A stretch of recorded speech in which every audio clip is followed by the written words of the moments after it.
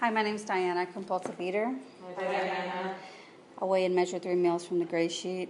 I write my meals down, I commit them to my sponsor, and like you all, I don't eat in between my meals no matter what.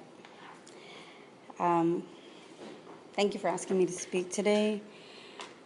I was thinking this morning, gosh, what am I going to say? You know, talking about the tragedy of being in the food and the chaos in my life when I was in the food, and I didn't even know it for a long time. That it was the main thing in my life that was causing and my depression, my inability to function with my family, my lack of I just had no emotions because I was numb with the food. But I didn't know any of that until I got abstinent, or I started feeling.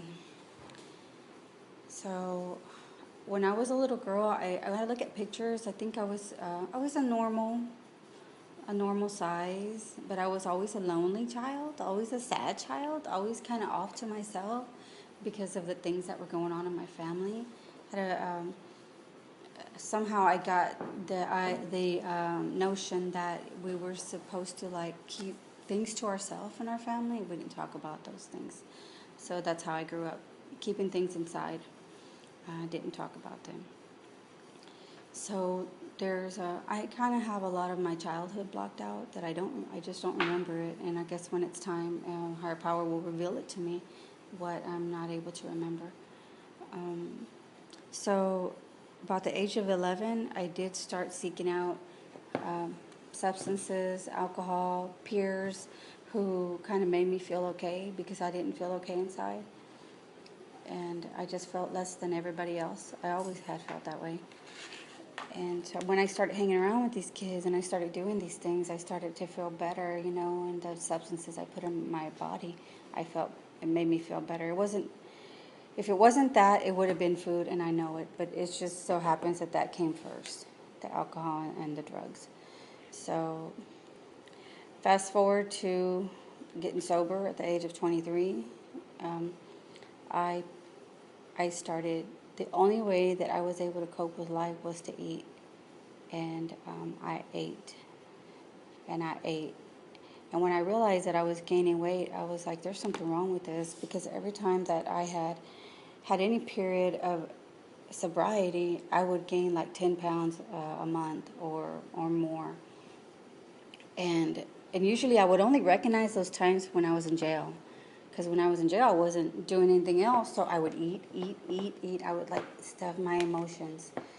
And so getting sober, it was a painful, emotionally, so I turned to food. And people would say, well, it's okay, you're not doing this or that, it's okay. So, I went from, at that point, I already had gotten really addicted to exercise. So I was doing aerobics every single day, and I felt guilty if I didn't do it, and I was walking every day too. And I did that for a long time. So I was around 125 pounds. And so little by little, over the years, I gained 100 pounds, and I was over 230 pounds. And I just couldn't believe it, because I didn't even see how it happened over a period of time. And about my 7th year of sobriety, I was hitting to the 200s, and that's when I started to looking for Overeaters Anonymous. And so I thought to myself, well, if AA worked for that, then surely the 12 steps will work for the food. So I started looking for that, and I ended up at the Oasis Club here in Houston and started going to OA meetings. And I felt like, oh my God, these people understand me. I do that. That's me. But I didn't see physical recovery, although I didn't know about GreySheet, so I didn't know the difference. So I tried it, and I tried to come up with my own food plan. I got sponsors, and I went to meetings, and I tried to stay committed. And I couldn't because I didn't have anything to commit to. I mean, I didn't know that I couldn't tolerate carbs and starches and everything that we don't eat. And sugar, I always try to control it, try to hold back and not have this but have that, but I always ended up doing it bad, in a bad way, and hiding, and having boxes in the car, going and ordering a big round thing, the 12 other round little small things, and ending up at the park by myself, stuffing it all down with bags of this or bags of that, and just eating at the park. And before I would get home or get to my boyfriend's, I would throw everything away and just fall on the couch and sleep. I didn't sleep in a bed for years. For years, I slept on that couch. I just slept on that couch. I mean, my couch was like this, because that's where I slept all the time. And I look at pictures from back then, and I was so miserable. I was miserable. I wasn't happy. Like, I didn't have a smile on my face. I looked at some pictures recently of a family get-together that we had over at my mom's house. I don't even remember being there. But there's pictures that I was there. And we're looking back at these pictures, and I had a piece of protein in this hand, and I had something else in this hand, and I had a Coke in my arm, under my armpit. No. I was like, oh my God, it was something. I couldn't believe it. Like, I don't even remember being there. But my focus was on the food when I was there, obviously. So, and that's just how it was. Any kind of get-togethers, that's how it was. So, so I kind of gave up on OA, and I tried doing it on my own, went back to the gyms. I've joined probably every single gym in Houston, 24-hour fitness, the other one that we used to have, we don't have it anymore here. I don't remember the name of it. But I've Fitness Connection. I've joined several, and I went to the diet doctors, and I went to Weight Watchers, and I tried this diet where you only have this kind of vegetable for 3 times a day, or you have the fruit at every meal with certain fruit that's supposed to burn calories. Anyway, I tried everything, and so finally, I came back to OA because I had gotten into an accident, and they told me that I had scoliosis. I ended up in the hospital with heart problems. They told me that I had an enlarged heart, that I had all these medical issues, and so I needed to lose the weight because that was always the thing, on my medical record: obesity.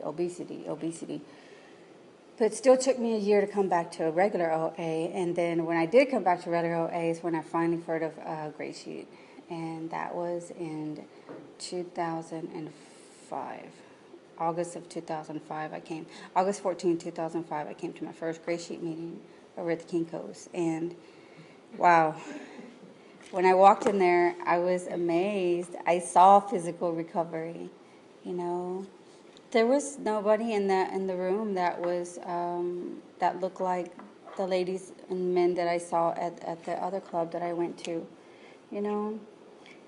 Everybody looked different, So I saw something different, but in my mind was like, oh, another program, right? And then I said, well, I did everything else. I'm going to try it. Why not, right? Let's try it.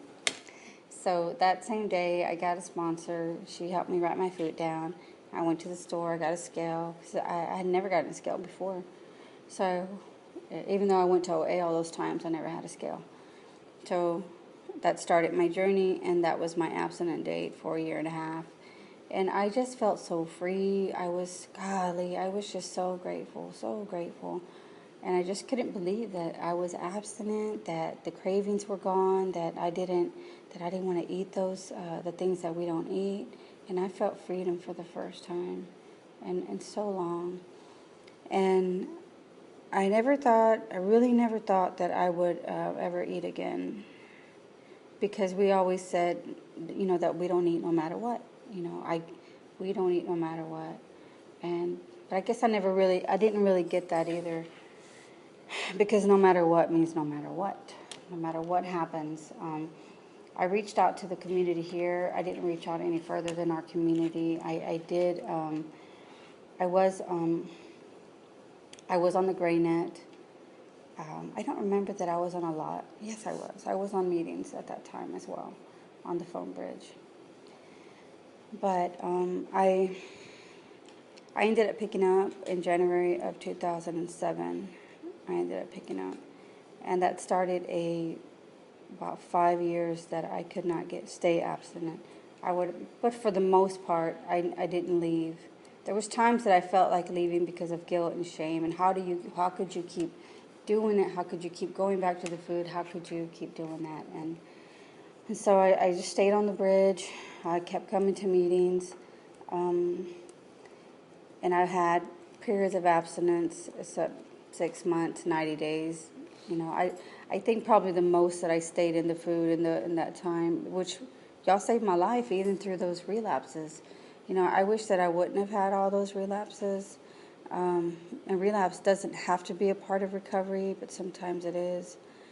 And for me, it was. So this last time that I picked up, and I always picked up, or the excuses that I use, which are no excuses, that there's no excuse to eat. But I couldn't deal with my emotions, so every time I had emotions, I would eat.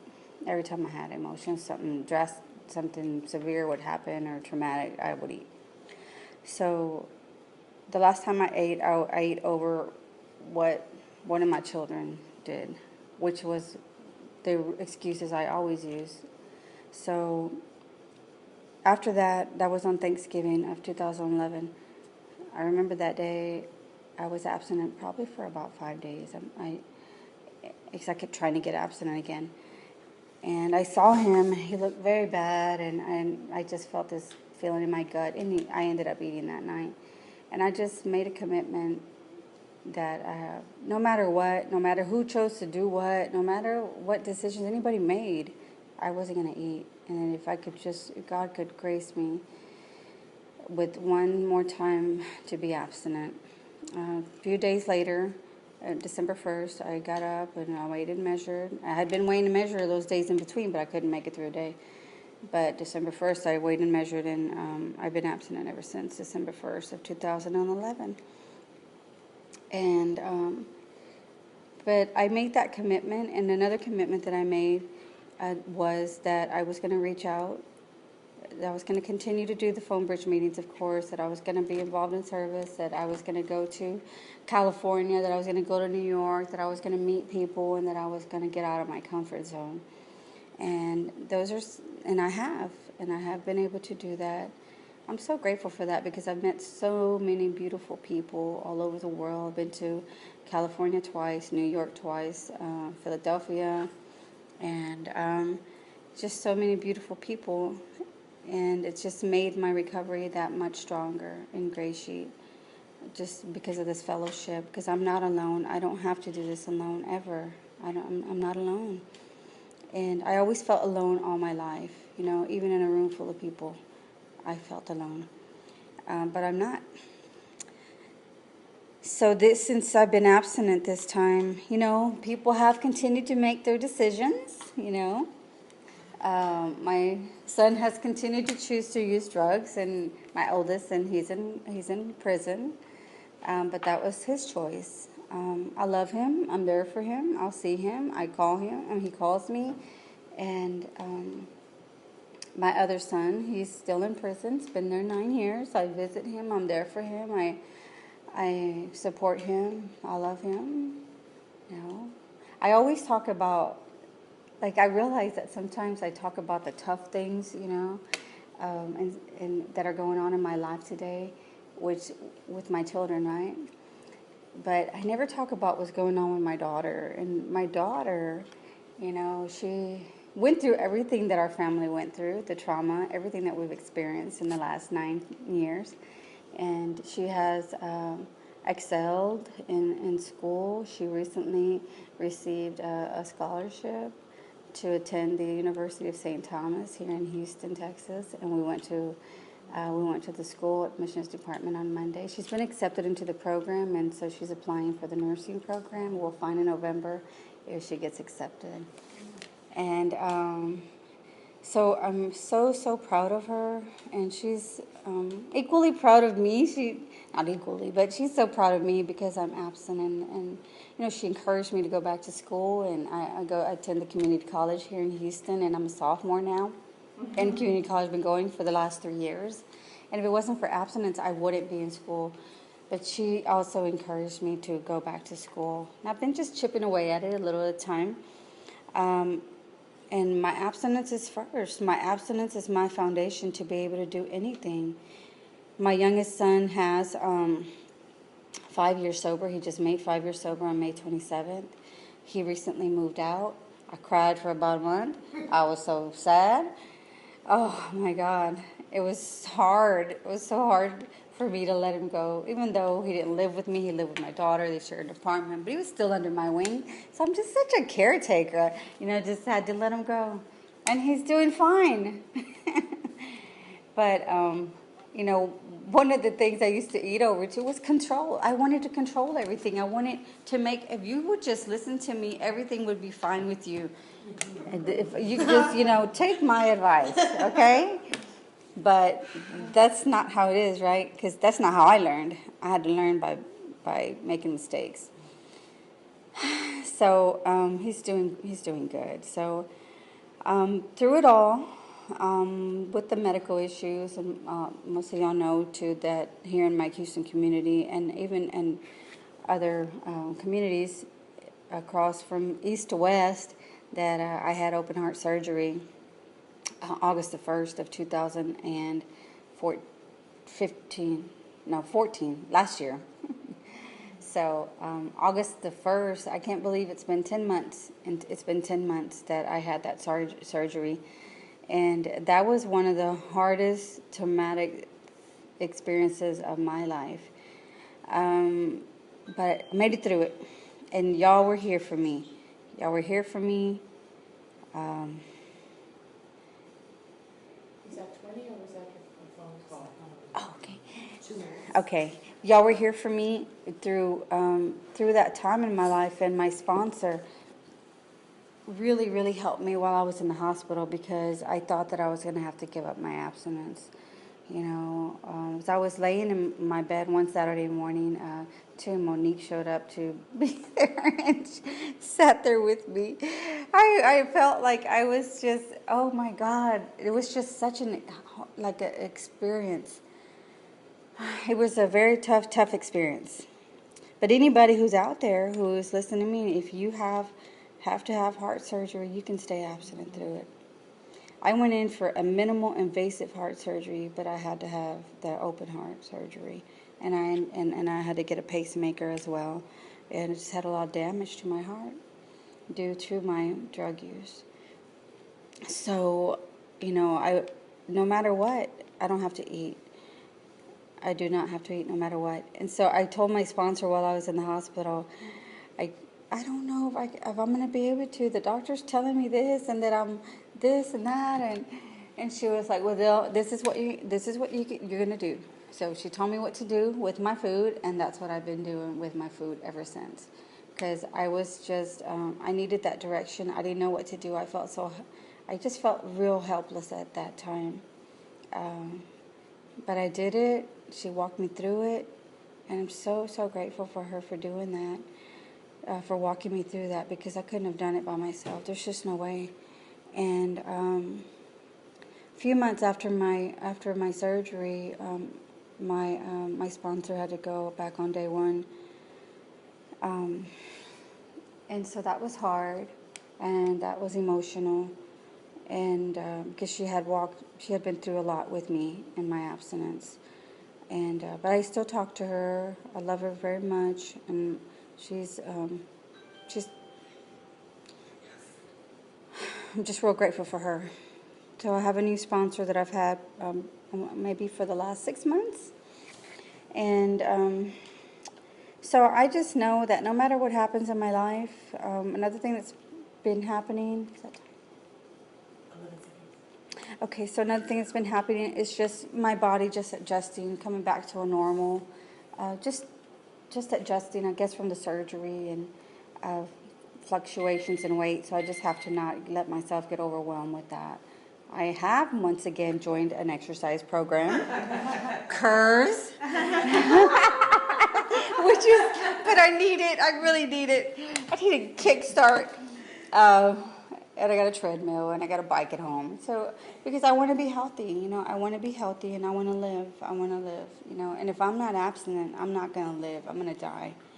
And so I'm so grateful for my abstinence. I'm grateful for you all for being here for me through the good times, through the bad times, through the relapses, through everything. Just for being here and being friends to me and for loving me when I couldn't love myself. That's it. And I don't need no matter what.